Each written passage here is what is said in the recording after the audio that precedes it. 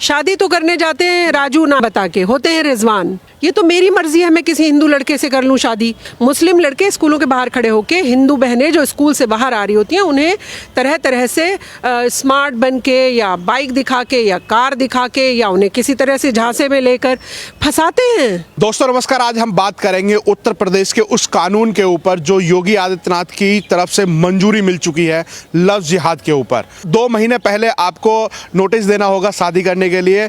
अगर इस प्रावधान के तहत आपने नहीं की तो 10 साल तक की सजा हो सकती है। आज विशेष चर्चा पे हमारे साथ शबनम खान जी हैं। मैम, कैसे देखती हैं योगी जी के इस कानून को?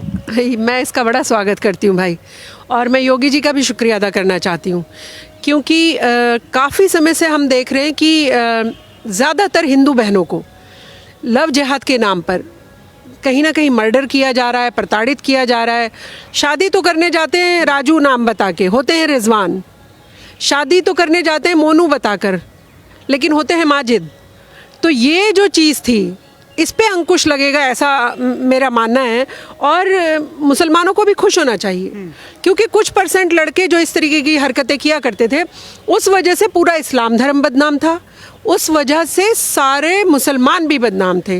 मुसलमानों को इस एंगल से इसको नहीं देखना चाहिए कि क्योंकि योगी जी कानून लेकर आए तो मुसलमानों के विरुद्ध ही लेकर आए, क्योंकि ऐसी सोच मुल्लाओं ने बना दी है मुसलमानों की कि अगर योगी जी और मोदी जी कुछ कर रहे हैं तो वो आपके अगेंस्ट ही कर रहे हैं। बल्कि सारे मुस्लिम भाइयों को भी आगे बढ़कर स्वागत करना चाहिए और कहना चाहिए धन्यवाद, आप कम से कम इस तरीके के अपराधी, चाहे वो मुस्लिम हो या हिंदुओं के लिए भी है, धर्म परिवर्तन कोई करवाता है ज़बरदस्ती, ये तो ऐसे भी कानून में है। और अगर कोई हमारे को बुद्धू बनाकर, लालच देकर या किसी तरीके का षड्यंत्र रचकर शादी करता है, फिर हमारा घर ले जाके शोषण करता है, तो मैं तो एक कदम आगे बढ़कर आपके माध्यम से कहना चाहती हूँ कि ये सिर्फ लव जिहाद के मामले में ही नहीं, ये तो सब लड़कियों के लिए भी कानून आना चाहिए और इसे इम्प्लीमेंट हो ज़मीन पर, इसका ज़रूर ध्यान रखना चाहिए। ये नहीं कि कानून तो आ गया और इम्प्लीमेंटेशन ज़ीरो रहे।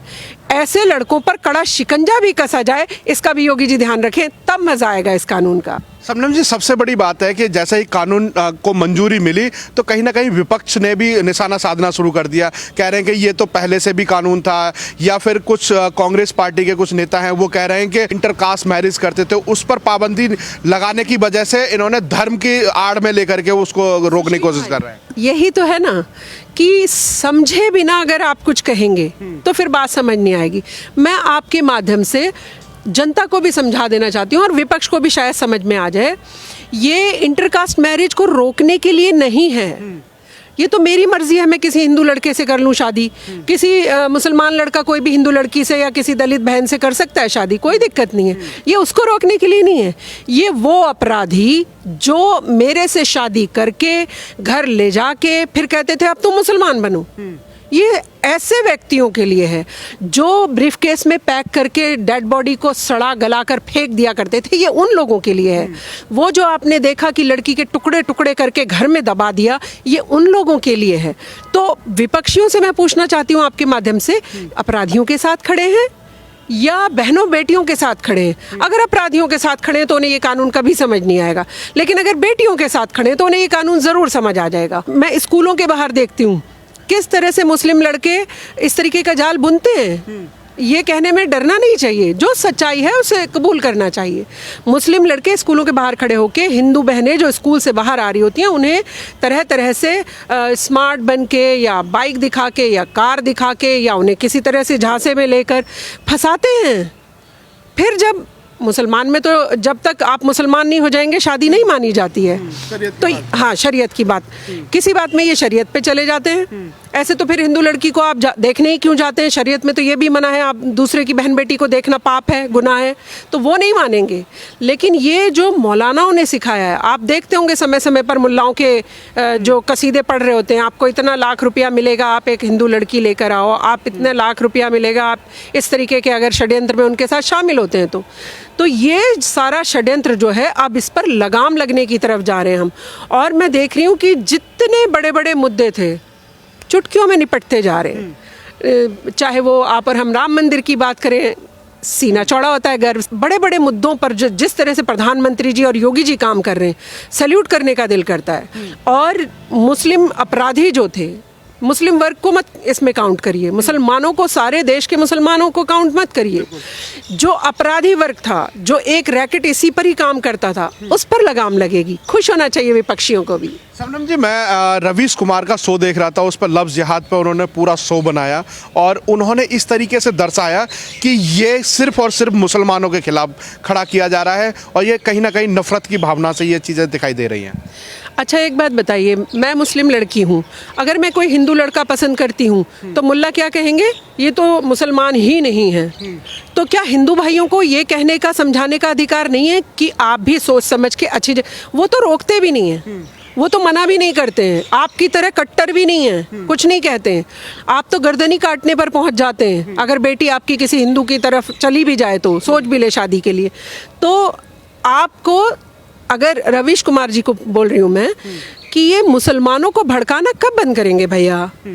अब मुसलमानों को भड़का भड़का के 60-65 साल राज किया है आप लोगों ने। आज भी आप उनके कान भरने का काम कर रहे हैं।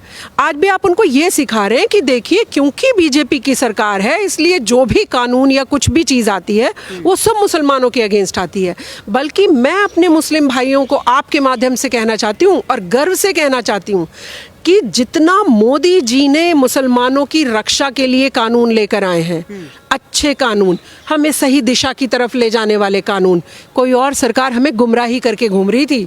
आप बताइए, मेरे धर्म में लिखा नहीं 3 तलाक, और कोई भी आदमी हमें छोड़ के चलता फिरता नजर आता था।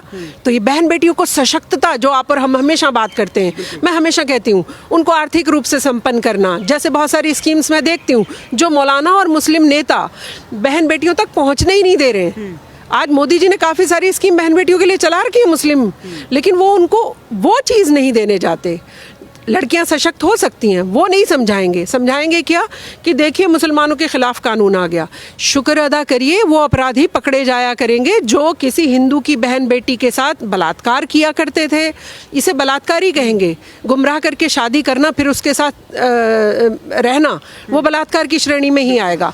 और फिर उसको काट के बक्से में बंद करके घरों में दबा दिया करते थे। निरंकुश हो रखे थे इस तरीके के लड़के। आज जब डीएम के पास पहले अर्जी जाएगी तो मुझे लगता है कि वो लड़का भी पाबंद होगा उस कानून का, क्योंकि डीएम के पास उसका सारा बायोडाटा होगा और वो उस पर ध्यान भी रख सकते हैं कि हमारी हिंदू बेटी जो वहाँ ब्याह कर गई थी, मर्जी है आपकी, मना थोड़ी कर रहे हैं करने से, मना नहीं कर रहे हैं, सिर्फ अपराधी पर पैनी नजर रख रहे हैं। ये पैनी नजर रखना तो बहुत अच्छी बात है। शबनम जी, सबसे बड़ी बात है कि हमारे सामने एक बल्लभगढ़ का जीता जागता उदाहरण है जिसको सरेआम गोली मार दी जाती है। अभी एक पेपर की कटिंग और एक उस लड़की का एक फेसबुक पोस्ट बड़ा वायरल हो रहा है। उस लड़के ने कुछ ही समय बाद उसकी हत्या कर दी। फिर मैं बात करूं टीना डाबी, जो हमारे यहाँ आईएएस ऑफिसर, जो यूपीएससी की टॉप रैंकर हैं, उनके साथ भी आज उन्होंने तलाक के लिए उन्होंने अर्जी दाखिल की है। देखिए, शादी करना कोई बुरी बात नहीं है किसी दूसरे धर्म के व्यक्ति से, वो बुरा नहीं मानता है कोई भी, कानून भी हमारा हमें इजाज़त देता है। लेकिन चाहे आप और हम टीना डाबी की बात करें, मुसलमान लड़कों की एक बड़ी प्रॉब्लम क्या है कि जब शादी करने जाते हैं, जब प्यार करने जाते हैं, तो हिंदू हो, सिख हो, ईसाई हो, कोई भी चलेगी। लेकिन जब शादी कर लेते हैं या शादी का उसके पास प्रस्ताव लेकर जाते हैं, शादी तो चलिए किसी भी धर्म की तरह से करके ले आए उसको बुद्धू बनाकर, लेकिन इस्लाम धर्म का फिर वो एक जो है पहलू कि आप जब तक मुसलमान नहीं बनते तब तक शादी वैलिड नहीं है। ये याद रखिए आप। कोई भी लड़का जब शादी कर लाता है उसके बाद कहता है अब आपको इस्लाम धर्म ही अपनाना पड़ेगा, अब आपको नमाज ही पढ़नी पड़ेगी। तो ये वाला जो पैंतरा है ना इन लड़कों का, ये खराब है, ये गलत है। तो मैम, इतनी बड़ी शिक्षा लेना तो फिर बेकार हो जाता है? नहीं, शिक्षा ली कहाँ? शिक्षा तो ली कि लड़की को किस तरह से झांसे मिलाना है, वहाँ से पैसा मिलेगा, लड़की का फ़ायदा किस तरह से उठाना है, ये सिर्फ शारीरिक रूप से जो फ़ायदा उठाना है ना। और जो मुल्लाओं ने पट्टी पढ़ा रखी है कि उनको मुसलमान बनाइए, उनको मुसलमान बनाइए, उनको मुसलमान बनाइए। एक बात बताइए, जब हम किसी से प्यार करते हैं और हमें पता है वो हिंदू है, तो फिर हमें हिंदू या मुसलमान ये सोच के तो हम प्यार नहीं करते। हम लड़के के व्यक्तित्व से आकर्षित होते हैं, या लड़की के व्यक्तित्व से आकर्षित होते हैं, या उसकी पढ़ाई से आकर्षित होते हैं, या वो कितनी अच्छी इंसान है उसकी पर्सनालिटी को देखकर आकर्षित होते हैं। फिर मेरे घर आकर वो मुसलमान ही बनेगी या बनेगा। यहाँ एक लड़के का मैटर मत समझिए, यहाँ लड़की भी शादी करती है अगर इस्लाम धर्म में, तो अगर किसी हिंदू से करती है तो उसको भी मुसलमान बनाती है, ये याद रखिए आप। इसके बिना शादी वैलिड नहीं मानी जाती। तो ये जो कूट कूट के भर दिया है मुसलमान लड़कों के दिमाग में कि अगर आप हिंदू को भी ला रहे हैं तो पहले मुसलमान बनाइए, यही गलत मुल्लाओं ने पढ़ाया है।